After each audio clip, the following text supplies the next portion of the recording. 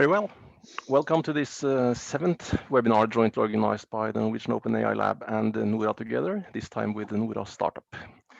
We have a great panel today covering different universities and startups, so I'm looking forward very much to some interesting discussions. Students can be amazing resources for companies. They bring new ideas, the fresh view on how to carry out the operations in a company. And I think with respect to AI in particular, students bring with them, highly valued competencies in fields that are rapidly moving forward. My name is Trym Holter. I'm the director of the Norwegian OpenAI Lab, and I consider myself very lucky to work at NTNU, where I'm surrounded by many very talented students. NTNU has a vibrant student community of engaged students, and I know this is a situation also in other universities around Norway. We're lucky to have strong collaborations with students, both through projects, master theses, through students' organizations. And I know this is also the same situation in other parts of Norway. So if you are interested in getting to know AI students, I definitely recommend reaching out to some of the people on this call today, the student organizations in particular. I'd also like to take the opportunity to recommend all startups as well as other companies that are interested in developing AI projects with students or would like to recruit talented students. Please engage with the students early on. Define a project that can be carried out in collaboration with the student. And I think we will probably see some examples of that today. So with this, I hope the webinar will inspire many of you, and I look forward to the discussions. So please, over to you, Morten Goodwin. Thank you, Trym. So as Trym said, this is a joint webinar by the two AI mastodons in Norway, the NAIL and NORA. And today we are focusing on startups and students. NORA is a national organization of collaboration between many partners, and NORA.startup is NORA's national innovation network that focuses on research-based innovation and works to facilitate a closer dialogue and collaboration between academia, including students and startup environments in Norway within AI, machine learning, and robotics. Students are an essential talent for innovation and startups provide a critical domain for students. By working with startups, students can gain unique experiences, which are also very attractive to spice up their CV. This webinar is an exciting one because we will explore different examples and cases of student startup collaborations and hear the perspectives from students who worked with startups and startups who have worked with students. So if you're curious about student startup collaboration, this is the webinar for you. So in this week's NORA Startup and NAIL webinar, we will meet Jørgen Farner from AI Makerspace, Kristoffer Gjerde, leader of Brain and NTNU, Luca Borgianio, CEO and co-founder of NablaFlow, Lene Diesen, CEO of Semine AS, and Gustavo Mello, leader of OsloMat AI Lab. My name is Morten Goodwin, and I will be the facilitator here, but this webinar, as all webinars, are mostly for you, the audience. So if you have any questions, either for the panelists specifically or for anyone in general in the panel or the panel in general, please ask questions in the chat or in the question answering system, and I will facilitate this.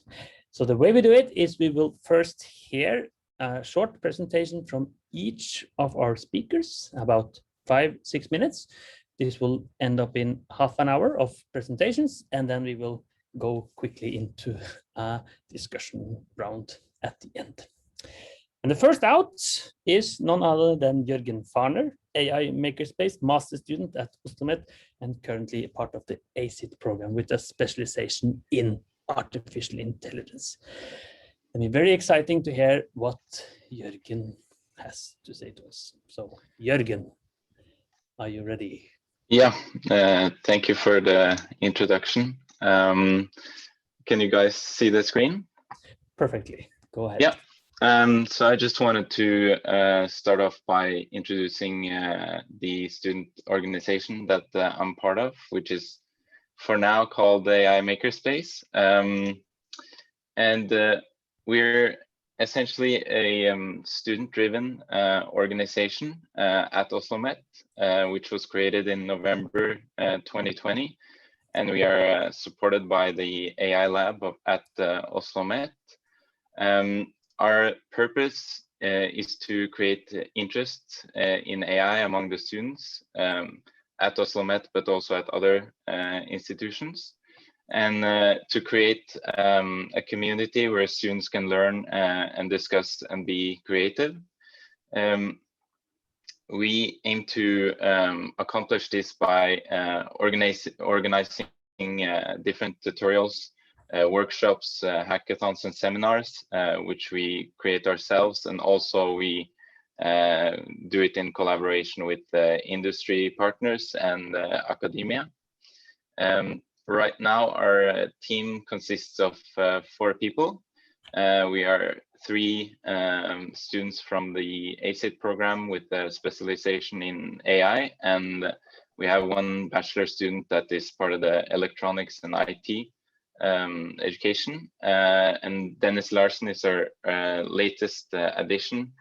Next semester, we aim to recruit a few more students so that we can expand a little bit. So this semester was our first full semester. We organized a few different events. This consisted of courses in natural language processing, Python, and Arduino. We also had a workshop in TensorFlow.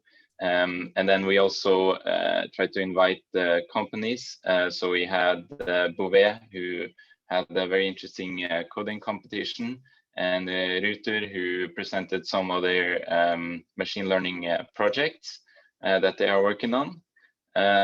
You can just stop me if somebody's asking a question. I think there's something in the chat. Oh, is it still just the first slide? Yes. Ah, sorry about that. Okay. So now we see about AI Makerspace. So please continue. That's strange. Okay. So this was the second slide. These are the members. Yeah, so like I said, we also try to invite the companies. And then lastly, we introduced a new segment that we're calling Expert Talks, where we invite professors and PhD students to talk about the subjects that they find interesting, to kind of create a bridge between the students and the professors at the university. So the talk we had this semester was based on cyber weapons, which was very interesting. And for the fall semester, we're going to try to ramp up our activity a bit. And we've planned, amongst other things, finance workshop where the students will learn different machine learning models, and it will end in a competition where the students create their own models and compete with creating the best one. We also revisit the Arduino and TensorFlow and Python courses, which were popular, and these kind of fill some gaps that we've been in contact with some of the professors at the university who they don't have necessarily time to teach everything in the few courses that the students have. So we are able to kind of fill the gaps that are missing. And we also invited the Schibsted, Suprasteria, and GraphCore to with their events. So they're going to have a workshop on AI ethics and AI competition, and also GraphCore will present some of their very cool technology. And then we will have a panel discussion on AI in the health sector, which will be very interesting. Then I just wanted to discuss a little bit what we as a student organization can contribute with for startups. So we're in this kind of special position between the students and the companies. so we can be a facilitator of communication between the two. And we can also actively engage the students in creative projects to kind of foster the entrepreneurial atmosphere among the students. We can also contribute with recruitment for the startups. These startups are always looking for good students, and students are always looking for work, whether it's a part-time or summer internships or even full-time employment. And then we can also help with increasing the visibility of the companies among the students.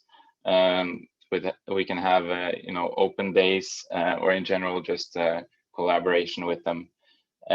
Lastly, students are always eager to play with and explore new technology, so we can always help out with that and facilitate discussions and brainstorming ideas and improving existing concepts.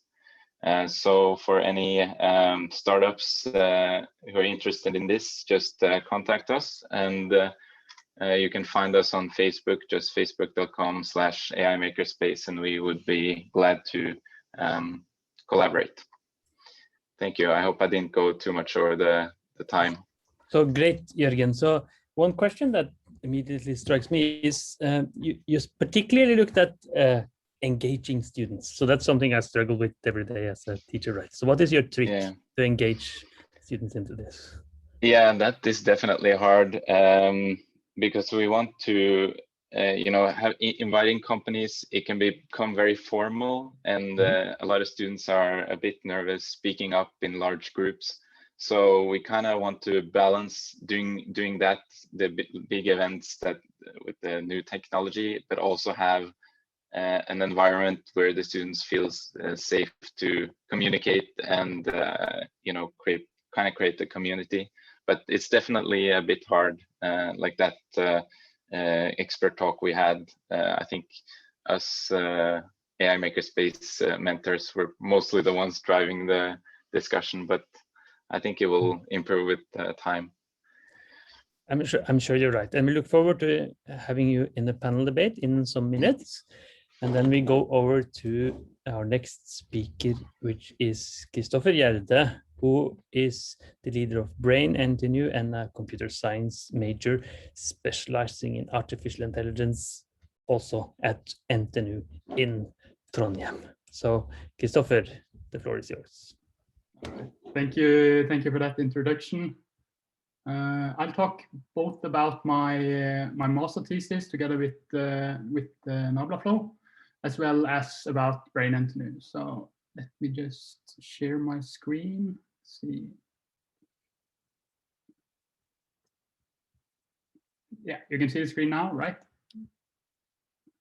Yes, yeah. Perfectly. Let's go there. All right, so my master thesis was about GANs for the assessment of wind flow for pedestrian comfort in urban areas. I did not write this master thesis alone. I did it with a good friend of mine, Henrik Høines. And as you can see, this was also a collaboration project between SINTEF, NABLAFlow, and the Norwegian OpenAI Lab with Mas Milano as our supervisor and Luca, Knut, and Fredrik as our co-supervisors. So yeah, since Luca is here, he can introduce NABLAFlow himself, but I need to say something just to understand our master thesis. It is important to know that NABLAFlow, they are delivering wind simulations by using something called computational fluid dynamics, which is basically solving some equations iteratively. And the problem with this method is that it is very costly to perform for big geometries, as well as taking a lot of time to compute. So what we try to do for NABLAFlow in this project is find a way to use machine learning to train a model to perform predictions on how these wind simulations should look like. So let me just define the problem quickly. We take a 3D geometry of a building, and then we simplify it into a 2D image. And from this, we want to learn the mapping function between the geometry and the simulated wind flows. And to do this, we use a specific type of neural network called generative adversarial networks, which treats this as an image-to-image translation task between the two domains. And yeah, for our experiments, we had 5 data sets, which NABLAFlow provided us with, of various complexity, going from just walls to buildings with different heights, and at the end, real buildings collected from a map of Oslo. And as I mentioned, we trained GANs to learn this conditional mapping. And specifically, we experimented with pigs-to-pigs and CycleGAN and extended these models with additional methods like spectral normalization, different kinds of positional information, and attention. And here you can see some of the results on one of the simpler data sets, consisting of 2 buildings put next to each other. And we would say these look pretty promising, but then we move over to a more complex data set from Oslo. We see that the task gets harder, but still performs fairly well. And to easily analyze the wind velocities, we now classify them into different classes in order to create what is called comfort maps. And to produce these maps, you combine the wind predictions from 8 different directions, some statistical weather data based on the area, and a set of defined comfort criteria. And we then integrated this into an interactive tool where we can easily drag over a map, select an area, and then get the wind predictions for that area. And in order to create an interactive tool like this, we need the model to make predictions in just a couple of seconds, which our neural network do. It is not as accurate as with CFD, but we argue that it can be accurate enough for an application like this. Yeah, just some references. So what was it like working with a startup as a student?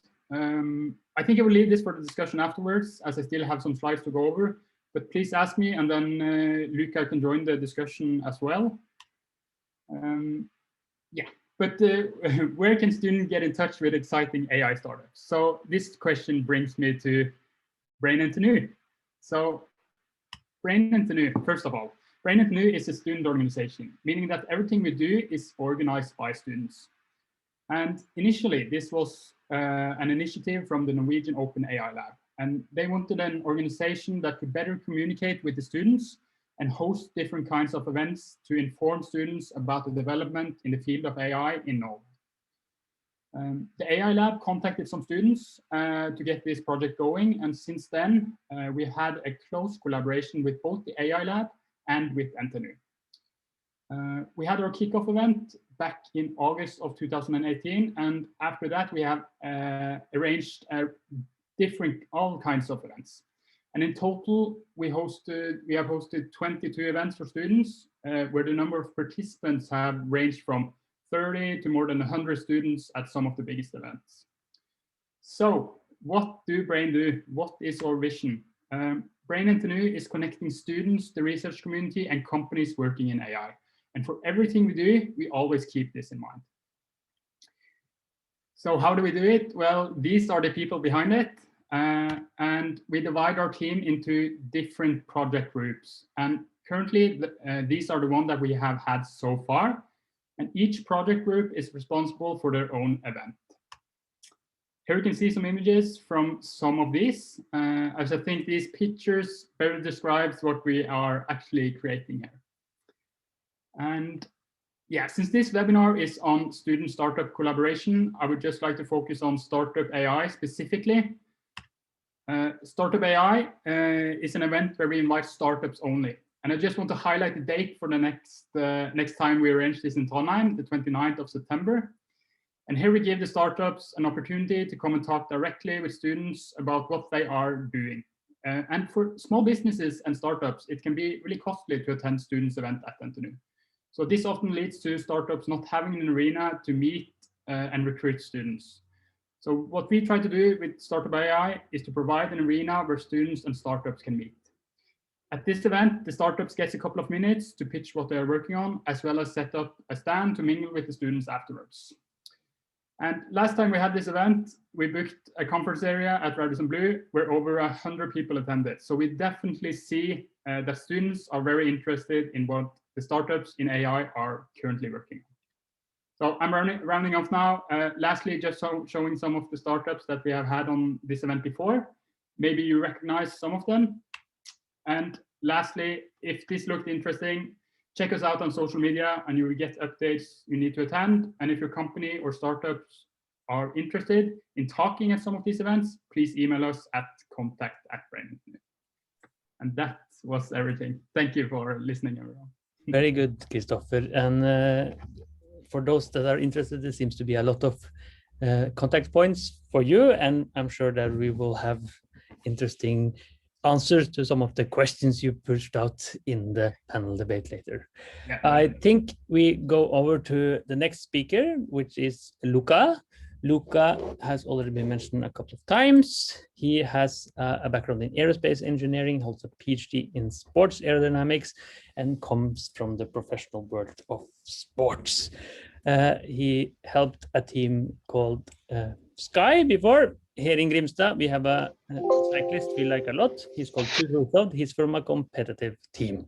So my first question to Luca is, why did you help the other team? But if you don't want to answer that, you can just go ahead with the debate. Well, I don't have an answer to that question. They came to us. Actually, the story of why and how they came to us is a little funny, but we don't have enough time to go through that. But let's say we had a very successful ride with them, and it is one of those collaborations that are still long-lasting, and they will be even more long-lasting in the future, since we are going into setting a deal of collaboration between us and them. But yeah, I don't have an answer for your question. They came to us and we accepted them. Okay, so let's talk a little bit about us and what we do. In what we want to do it to disrupt the way we simulate wind. And simulating wind is one of the most complex things you can do. The equations that are governing fluid dynamics are probably some of the most complex equations out there. And they are so complex to solve that we still don't have a solution for it. Actually, if you want to win one of the Nobel Prizes, you can try to solve analytically the equations that are governing fluid dynamics. So the way we do it is to solve them using a lot of computational power.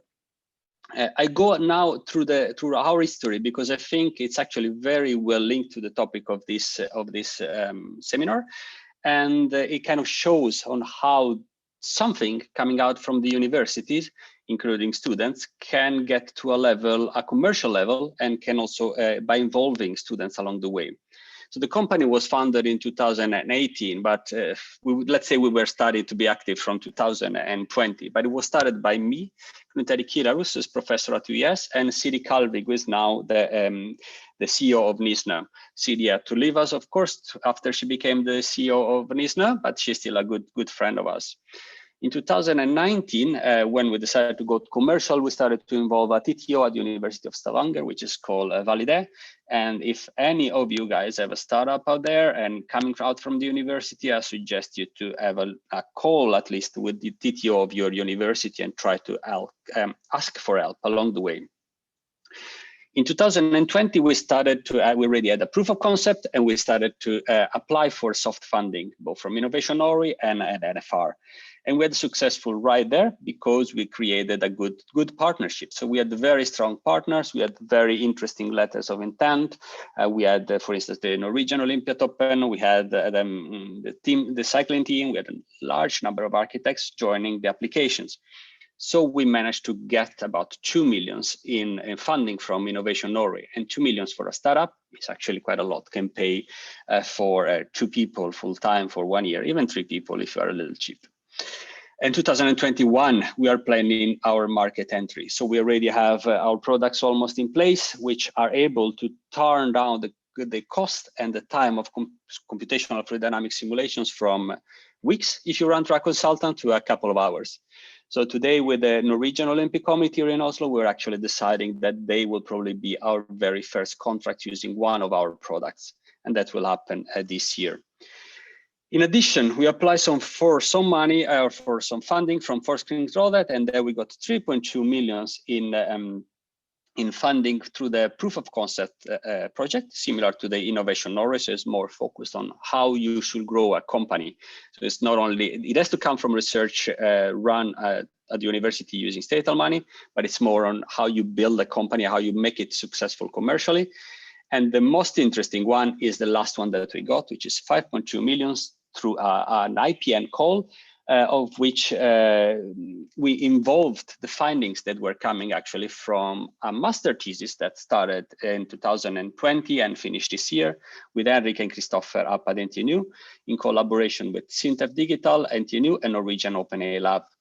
So you can see a very nice circle here between starting from the universities, involving students, getting funding, soft funding, and now involving also investors in order to make the company scale up. I think we are a very good example, I will say, on how we can involve positively students into the workflow of a startup. As I said, we do web-based simulation, something that before was only done by consultants, but we are now able to, with our tools, to run this type of simulations in a much simpler and easier way, lowering down cost and lowering down time. We work with high professional sports, as I said before. One of our main customers is the Ineos Grenadiers team, which is also linked to Mercedes Formula One and the America's Cup team. And for them, we do this kind of simulation. So this is actually Filippo Ganna. He is the world champion of time trial. Pretty much every item that you see on Filippo is being developed by us. Helmets, part of the bike, the wheels, his position, everything has been running through some of our tools. And the same goes for the Norwegian Olympiatoppen. So this is actually Kajsa Winterlie. We use animation technique in order to change position, optimize position of the athletes, and give them almost in real time, or at least after a training sessions, ideas of how they can improve the positions in order to improve their aerodynamics and win more races. We also have some, I'm a surfer myself, so I decided to have a little bit of a twist towards the surfing market. So we've been the very first company in the world being able to simulate a breaking wave and a surfboard running on a breaking wave. And also here we have a possibility now to implement artificial intelligence algorithm in order to give surfboard producers the possibility to develop better surfboards in a much shorter time and low effort and low cost. And last but not least, this is a snapshot of what Christopher showed, is the outcome of their master thesis. They were hired with us for 20%, and the 20% was the implementation of the research work that they were doing on their master thesis. So they had, together with all the academic way of working, they had also the part of being involved with us 100%, and develop something with us and together with us. And I think this is it has been a major outcome for us and for them, and it's been also the outcome that led us in order to get the kind of nice funding also from the first control for the project that is gonna start now after the summer. Yeah, I don't go through this, but I think you've already seen it in the presentation of Christopher. This is like a major step up for us. These simulations usually take about, even run by us on CFD, they take about 1 day. With a new, this is like an old version also, but with a new app that Christopher and Henrik developed, we're going down to seconds. We have a team. Sadly, Christopher and Henrik found new jobs, so our team is growing really fast. We are hiring actually 3 new people. So if you're interested, just give us a call or send us a message. We are looking for new experts in AI. We have a new master student joining us next year, but if any of the students in the audience is interested in working with us, yeah, you have my contact here. Just drop me a mail or a message. And I guess that's it from my side. I don't know if I went a little bit over time or if I'm good with time. That's fine, Luca. Thank you. And we look forward to hearing more in the panel debate very soon. And now we seemingly switch topic completely from sports to accounting. But it's not that much of a switch. And now the next speaker on the board is Lene Diesen, CEO of Semine. She works with one of the most rapidly growing AI startups in Norway, from Kristiansand, Agder region. That's important to mention because that's where I am also. Lene, please. Thank you, Morten. I will share my screen as well and give you a short introduction into Semini. Here we go. Okay, let's see. So if this one works, yes. The whole idea of Semini was born when Robert, our founder, who is from Kristiansand, was working in Kongsberg Group, a big company in Norway. And he was working there after selling his second company to them. And the oil price plunged back in 2014, as many of you might remember. And he saw how the oil engineers just went out of the company and other professionals as well. They had to leave because they had to cut the ones in the controlling functions in the finance people back there and just handling all the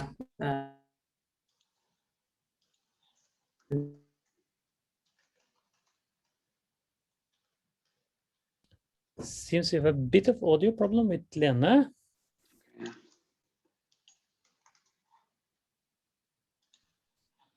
So maybe we should increase the fiber funding to Kristiansand. stop sharing There it is. my screen. Do you hear me now?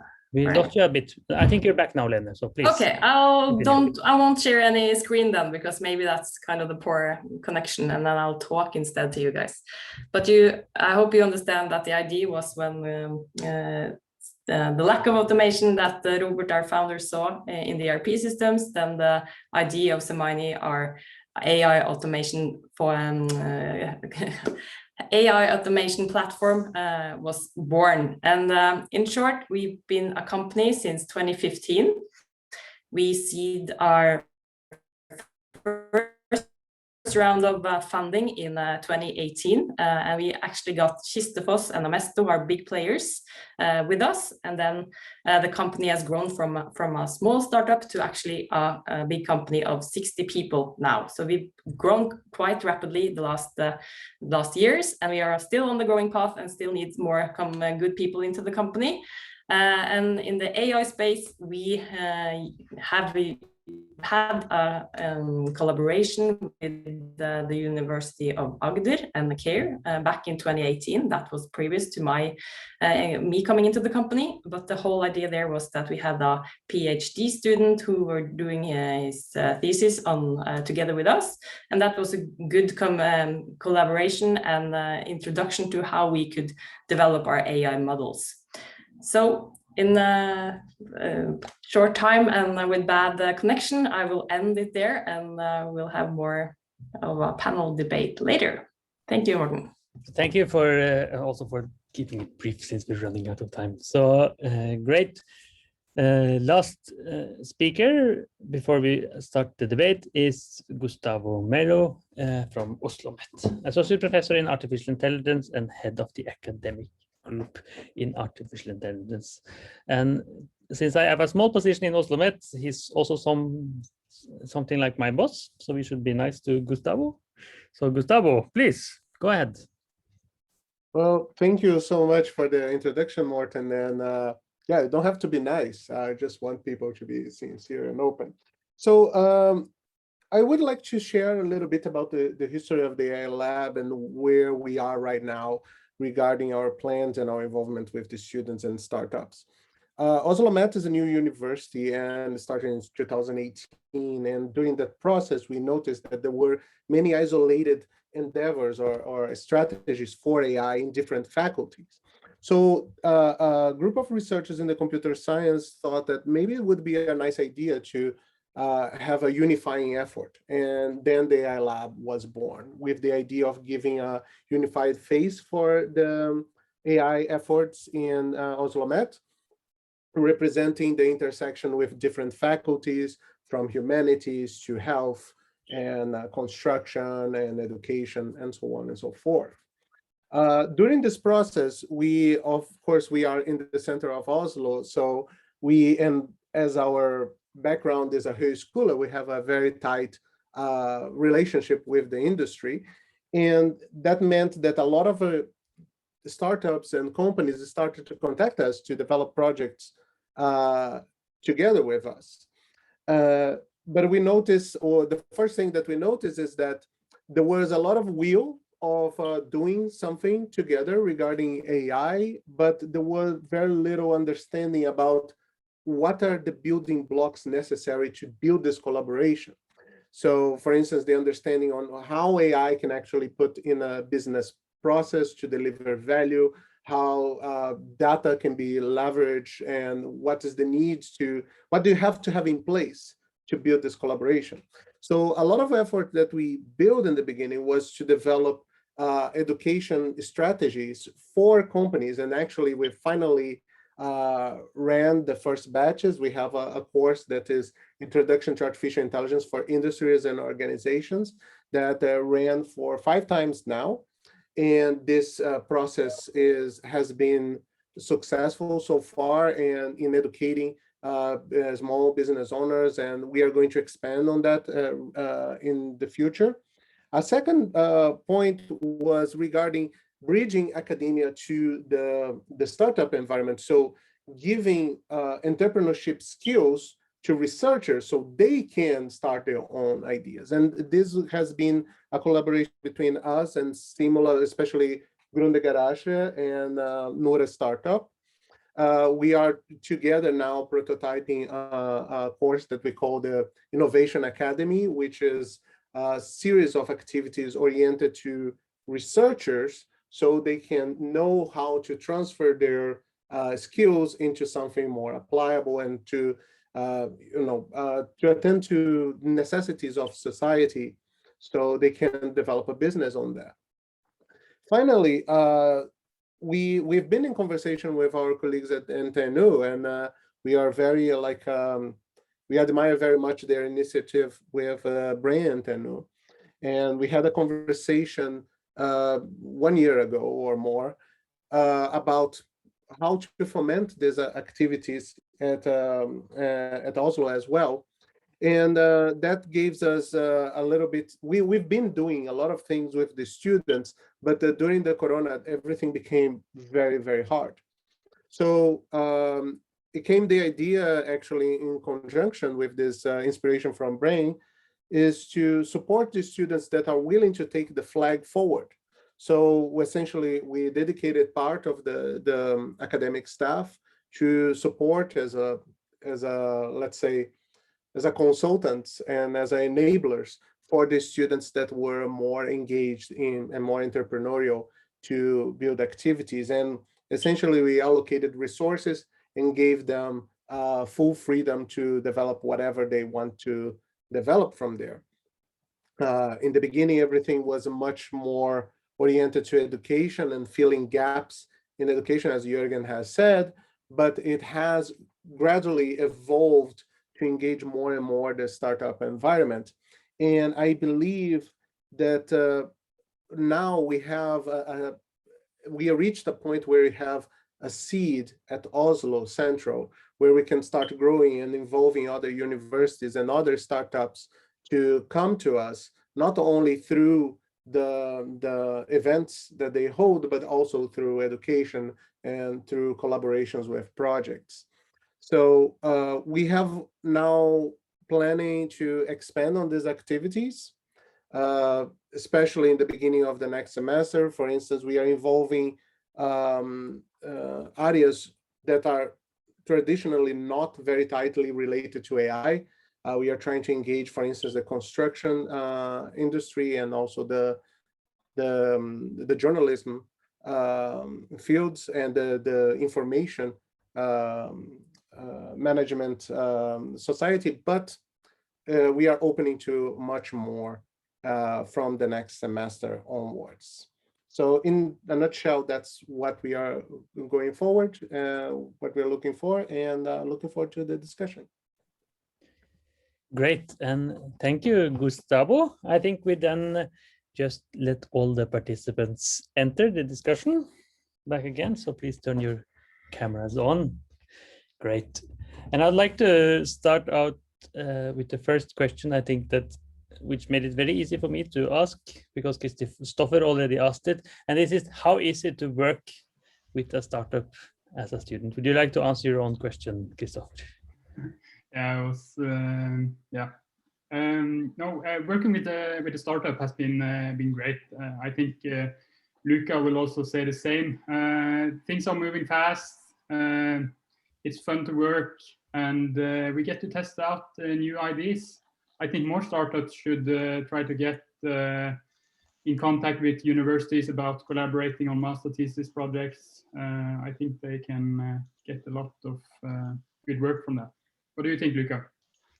I fully agree. I will also say that probably one of the advantages from our side that I've been associate professor myself, I've been involved in academia myself, so I think we know what to expect from students, and we kind of knew a little bit how to, if not guide, at least how to drive a little bit the process, which might not be straightforward, but from my side, there's been extremely an extremely good collaboration, I will say.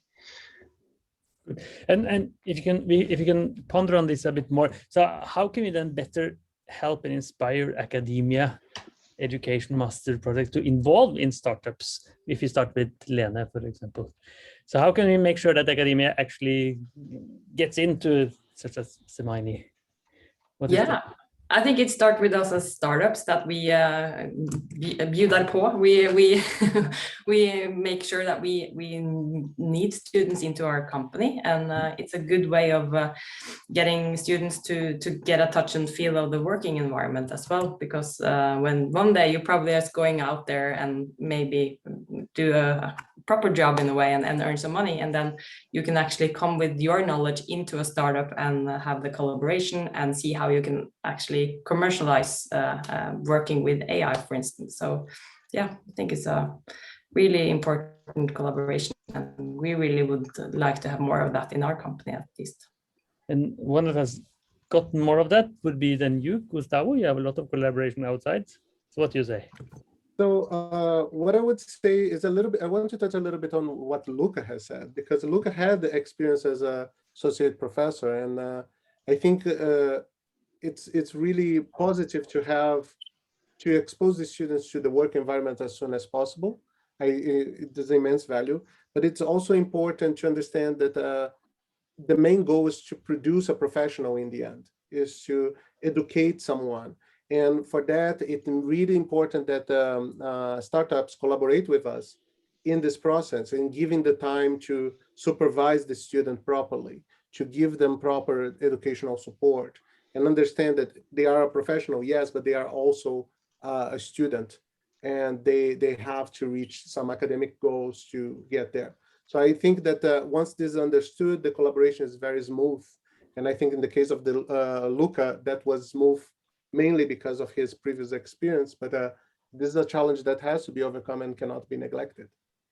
So is it your experience that has made this a smooth transition, Luca, or is it any other? No, I think it has been a group of very positive factors. So the first two, having two amazing students, that helps. So also it's not always the case. Sometimes there are some students that are less involved. I've never heard about that. Okay. But they were really amazing from many perspectives. And then also the supervision at the university was great. So it's been a mix of very many positive factors from our side. So we are a fortunate example, I will say, but I'm pretty sure it can be reproduced. And key to that, I would say, is kind of the maker spaces or the student collaboration, all of these things that kind of you are representing, Jørgen. And is there any collaboration between the AI student organization, or are you working completely alone, Jørgen? Yeah, like Gustavo mentioned, like kind of the start was in part inspired by Brain. So, and we knew that it's kind of a learning process to establish these kind of things. So we reached out and have continued to have a dialogue to kind of share our experiences. And we tried to reach out to other universities as well. And we hope that maybe we can inspire something similar and for it to kind of spread to other universities. But yeah, definitely collaborating is very good for both groups.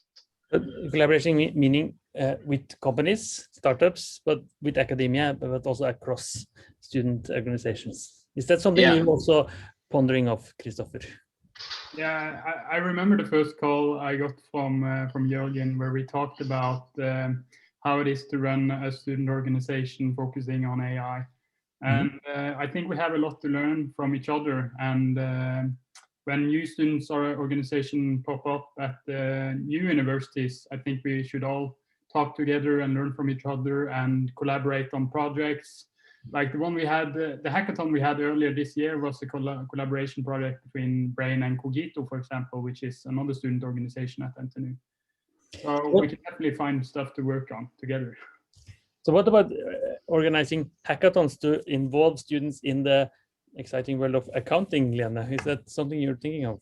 Oh, wow. That's definitely something we could look into. Definitely. I mean, we use hackathons a lot internally in terms of make progress in different areas. So yeah, for sure. Definitely. And what we see, at least internationally, is a lot of these student competitions. So you're getting a task on Friday and you have to deliver on Sunday, and then Sunday there's this leaderboard who can do the best accounting or the best or something like that. Yeah, I love it. That's a really good suggestion. So we should definitely do something. And you can also do that in the world of sports, Gustavo. You think these student competitions? Oh, definitely. We are all the time looking for opportunities. Like, as I said, we did a lot of things independently. We did with some hackathons with Bærum Kommune, with Stadsvegvesen, Tolletaten.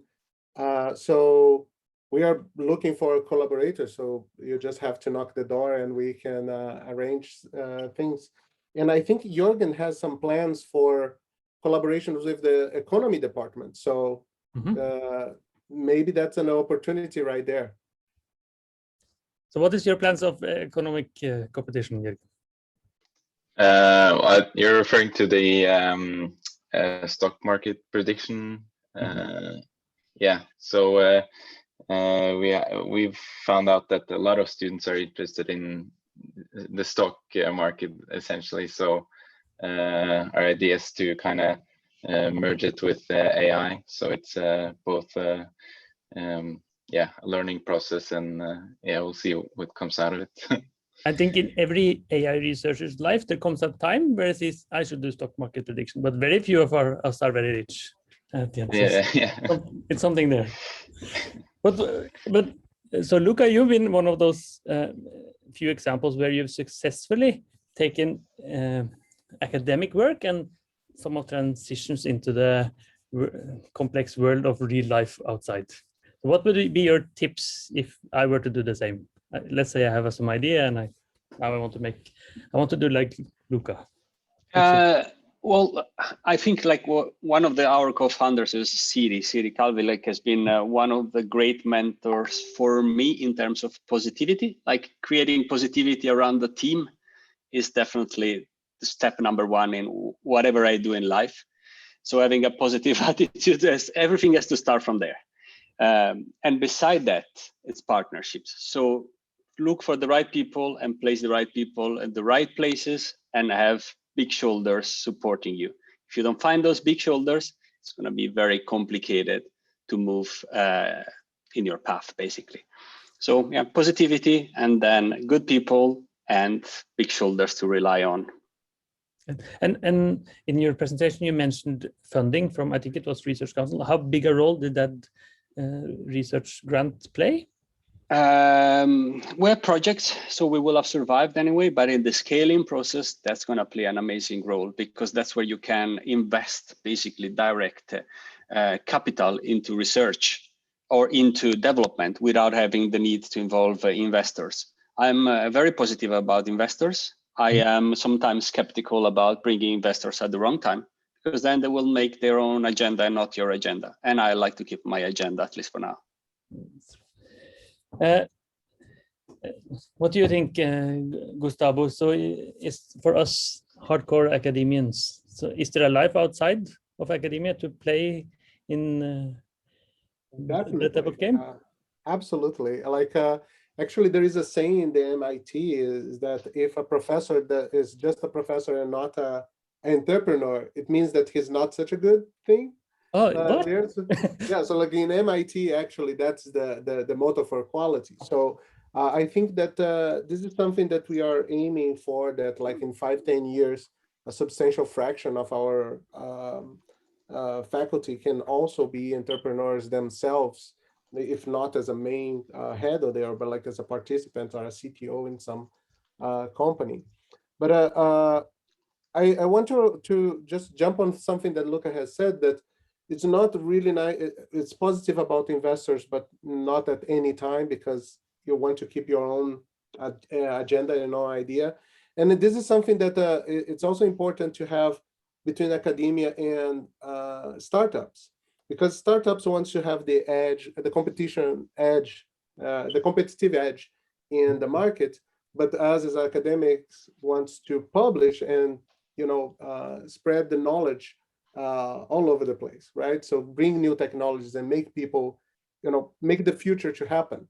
So it should be, I think a lot of the collaborations will be very facilitated if there is a very clear understanding about what each one is trying to deliver, what is the value for each one of the parts.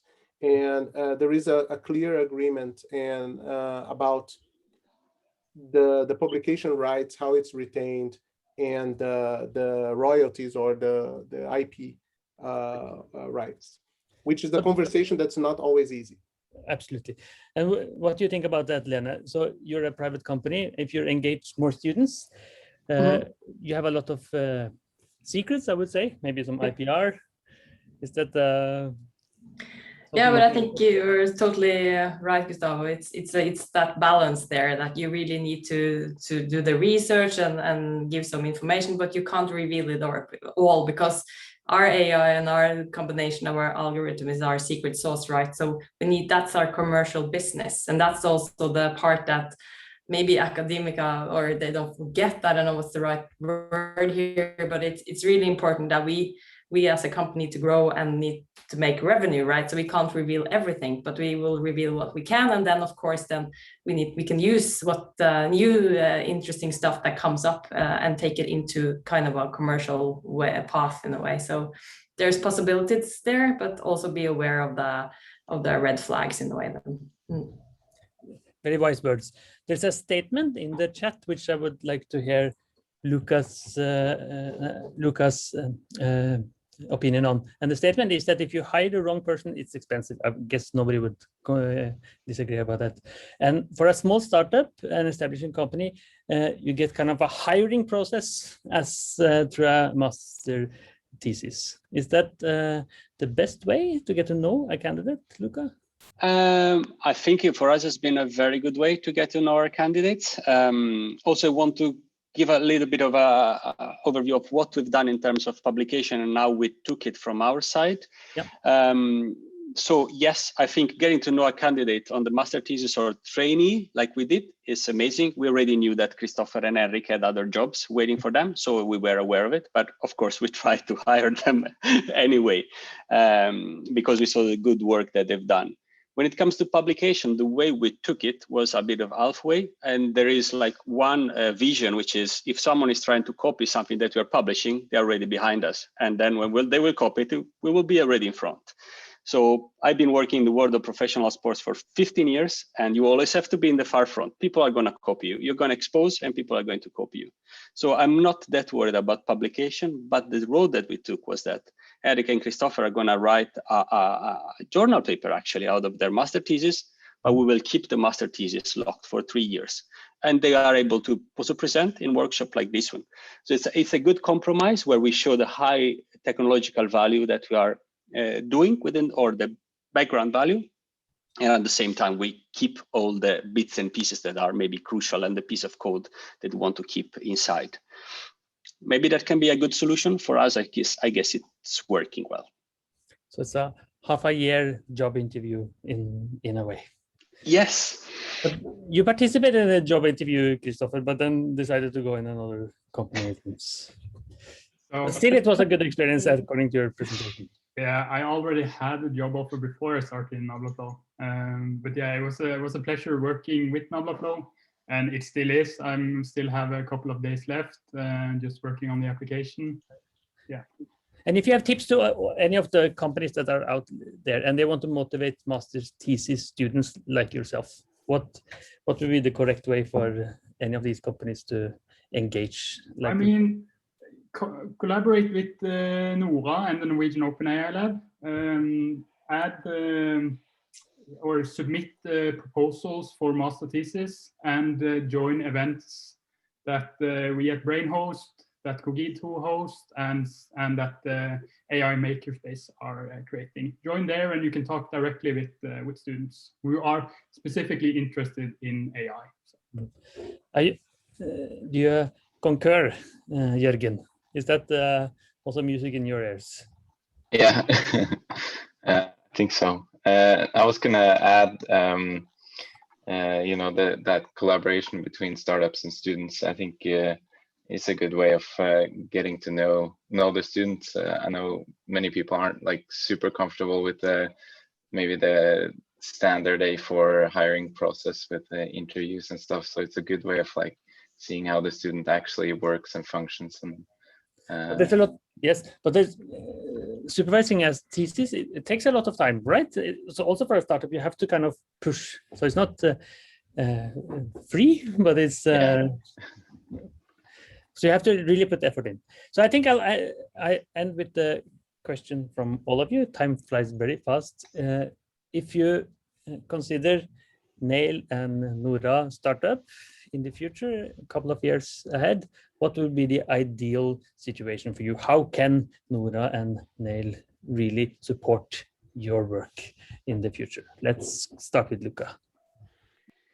I think the way you're doing it is great. So, and I think also it's the right amount between too little and too much. So keep doing what you guys are doing. I'm very pleased to be part of NORA, at least NORA for startups. So you're doing a good job. Good. Luca, now Gustavo. So what will be your ideal NORA or NAIL in the future for you as an academic?